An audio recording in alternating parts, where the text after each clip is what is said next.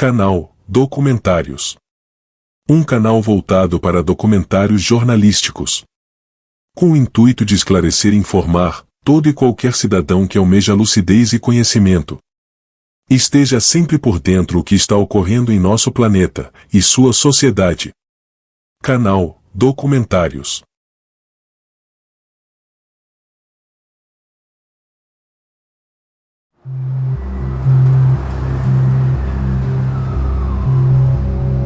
Num primeiro olhar, é como se fossem milhares de pessoas vagando pelas ruas sem a alma. Numa roleta russa, prestes a morrer depois de apenas um trago. A epidemia é o fentanil. Olha, ele está me mostrando aqui que esse aqui é o fentanil e que ele compra assim em pedras que transforma em pó, porque esse é o que pode ser fumado. E essa quantidade aqui é $20 e é uma grande quantidade para uma droga tão potente. Olha essa foto. Tem um pouco de fentanil e uma moeda. Só essa quantidade já é capaz de matar 2 miligramas.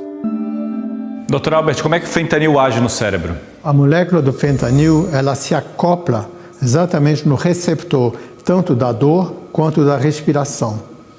E aí, o que ela faz ali?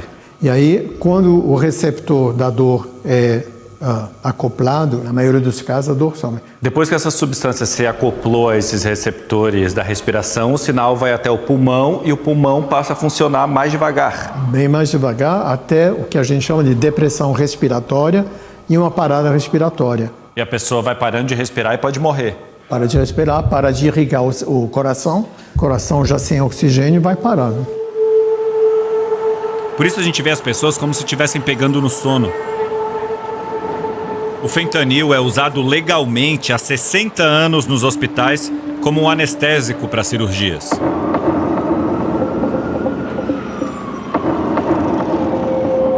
O Marques veio de uma cidade pequena para tentar entrar numa reabilitação em São Francisco.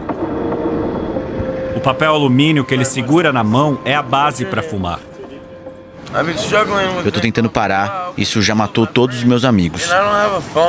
Eu não tenho um telefone, eu não tenho estabilidade. Eu durmo na rua e quando eu acordo descubro que me roubaram. Ninguém quer me ajudar.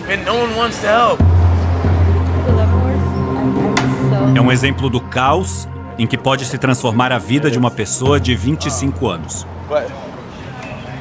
What is happening there? They're trying to maybe help him out. Eles pediram pra gente não filmar, mas o mesmo rapaz com quem a gente conversou faz 10 minutos, a gente deu uma volta na quadra, quando chegou aqui, ele estava tendo uma overdose e está sendo ajudado pelas equipes que estavam aqui na rua para auxiliar essas pessoas. Quando a gente voltou a falar com o Marques, ele ainda estava se recuperando.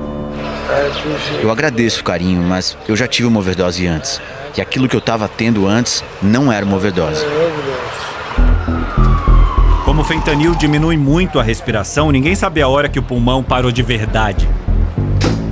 Se hoje essa tragédia tomou as ruas dos Estados Unidos, é difícil aceitar que há quase 30 anos ela tenha começado dentro de consultórios médicos. Com uma pílula que prometia acabar para sempre com a dor. Qualquer dor. Esse é o Oxycontin. É um opioide, um remédio fabricado em um laboratório para imitar a estrutura molecular do ópio, uma forte droga extraída da papoula. Usada desde 3.000 anos antes de Cristo para dar prazer, aliviar dores e ajudar a dormir. Altamente viciante. Nos anos 90, a indústria farmacêutica investiu pesado no marketing entre os médicos e os conselhos de medicina, dizendo que as pílulas eram seguras e que não causavam dependência ao tratar de dores crônicas. Por isso, em 1996, o Oxycontin começou a ser vendido legalmente nos Estados Unidos. O Ben recebeu a prescrição depois de uma internação. Ele era da Marinha Americana. Fazia resgates em alto mar. Até que sofreu um acidente e teve que colocar um pino no ombro. O médico disse que eu ia ter que tomar remédio para a dor pro resto da vida. Mas as doses nunca pareciam para ele serem suficientes. Ele queria cada vez mais. Eu consegui receitas médicas em 2 estados diferentes. Viajava toda semana para comprar mais remédio. Aí, para ter o dinheiro e manter o vício, eu comecei a revender os comprimidos. O Oxycontin se popularizou e começou a ser usado também para anestesiar as dores da alma. O Jonathan tinha só 13 anos. Ainda estava na escola quando provou o remédio pela primeira vez. Meus amigos pegavam os comprimidos dos pais e revendiam no colégio. Cada um custava $2 e era moda. Parecia ser mais seguro do que beber ou fumar maconha, porque era uma droga legal prescrita por um médico. Nas festas da escola, a gente esmagava e cheirava as pílulas. Jonathan nasceu e cresceu na pequena Minford, uma comunidade rural de 700 habitantes. Estudou aqui. Essa aqui sempre foi uma escola normal, como aquelas que a gente está acostumado a ver nos filmes americanos, com os atletas, as animadoras de torcida, aqueles alunos que matam aula e aqueles outros mais estudiosos. Só que desde que os opioides chegaram, esse colégio se tornou o epicentro da destruição de toda uma comunidade. Uma região até então pacata que se transformou na recordista em mortes por overdose em todo o estado de Ohio. A Teresa também estudou nessa escola. Não tem muita diversão para fazer por aqui.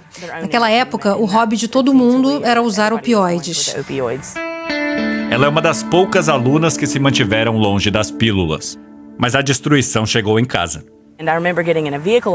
Eu sofri um acidente de carro e a primeira coisa que meu irmão veio me perguntar foi quais eram as pílulas que o médico tinha receitado e se ele podia ficar com elas. Daniel tinha 19 anos. Ficou viciado no Oxycontin e começou a revender as pílulas, fortalecendo o mercado paralelo que estava crescendo sem controle nos Estados Unidos.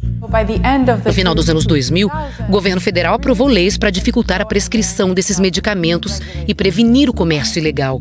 Mas naquele momento, infelizmente, já tinha muita gente viciada em opioides.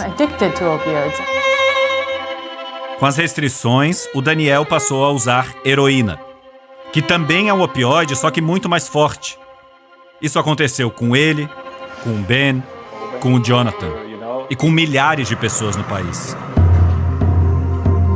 Se no começo da epidemia as mortes por overdose eram por causa do consumo abusivo das pílulas para dor, com a procura por uma droga mais forte, a heroína também foi se transformando numa causa significativa de mortes por overdoses. Foi aí que o tráfico viu uma oportunidade de mercado. E em 2014, o fentanil começou a chegar nas ruas dos Estados Unidos como uma droga ilegal, até tomá-las por completo, como a gente viu em São Francisco. A maior fábrica do mundo que produz os componentes químicos do fentanil fica em Wuhan, na China. A epidemia do fentanil, assim como a pandemia da Covid, tem origem lá. Depois, a substância vai para o México, onde a droga é feita em laboratório, e depois entra nos Estados Unidos.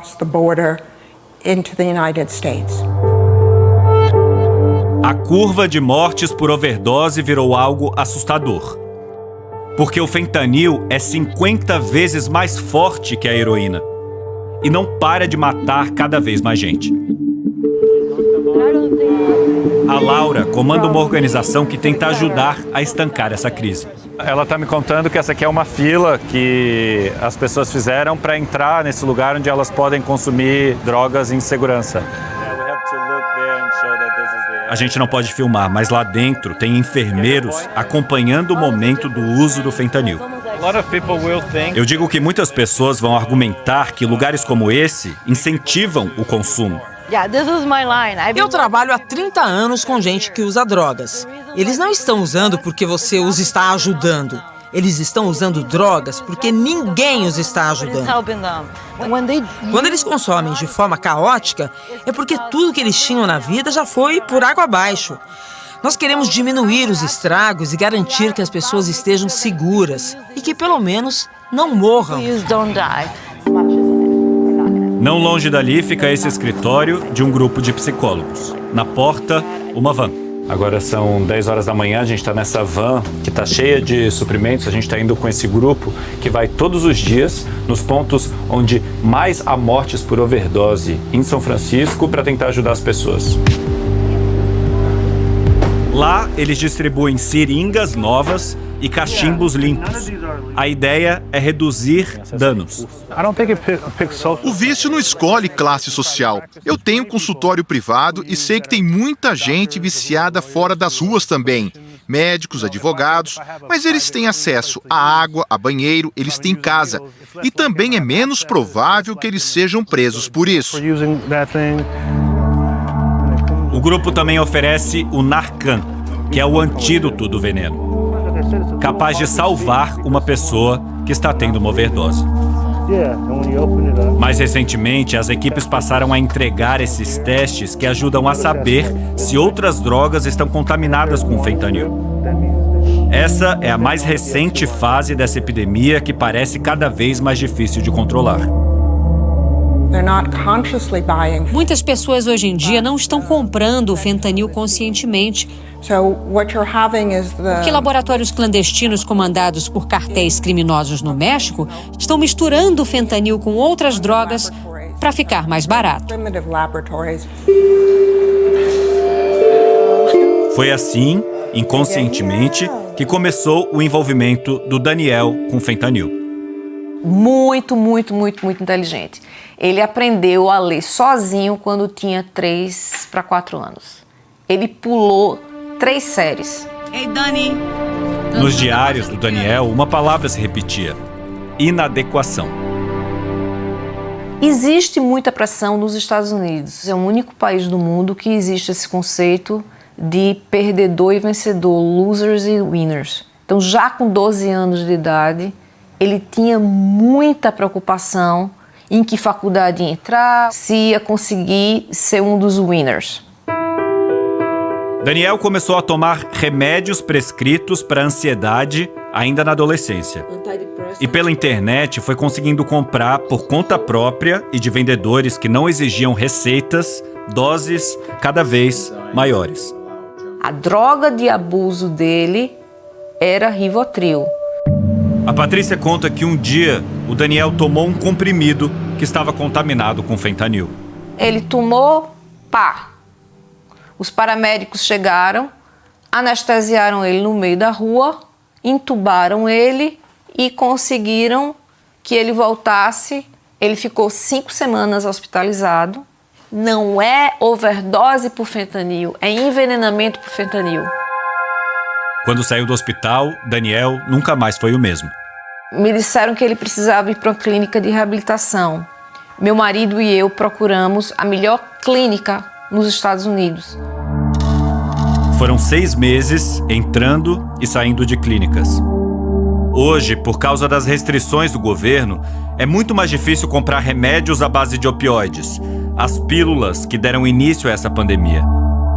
A empresa que inventou o Oxycontin foi condenada a pagar uma multa bilionária por ter mentido ao prometer que o medicamento não viciava. Mas os estragos deixados por essa crise continuam.